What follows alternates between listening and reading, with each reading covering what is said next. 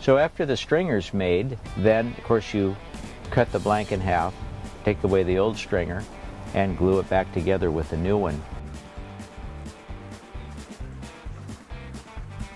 I've just used resin because that's what's laying around. I've done it with wood glue, I've done it with epoxy, I've done it with any kind of resin. I just use whatever's in my garage. I just happen to have some laminating resin. That works really well, so I just put a little white pigment in it, so if there's any voids, you won't see them because it'll match the blank, and you just clamp it together.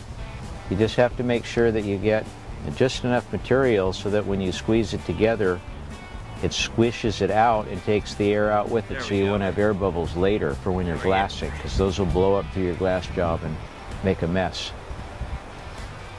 You cut the board out, of course, and you have your outline. You now have vertical sides, and it's flat on the deck and flat on the bottom.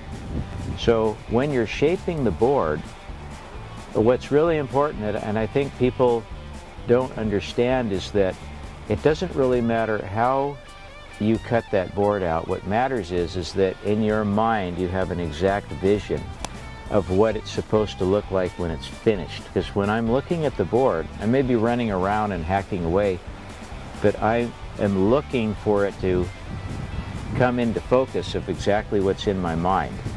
So in my mind, I know exactly what it's supposed to look like.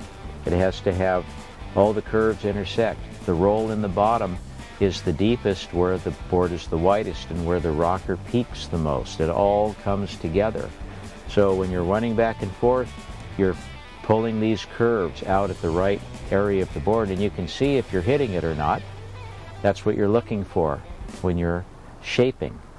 And so of course you do that to the bottom and then flip it over, and you're basically now completing the foil. And it starts up again where the curves intersect. The rocker, the width, and the apex of that bottom curve. Your thickest spot is there, and then it tapers out, and it's very visual for me. I know what it's supposed to look like. I don't worry about measuring. So you put in your rocker, and then you blend your rail down. And the whole time you're doing it, it's about a vision. That's number one, more important than technique. Doesn't matter. You could use a chisel and a rock, and it would take you a week to do it.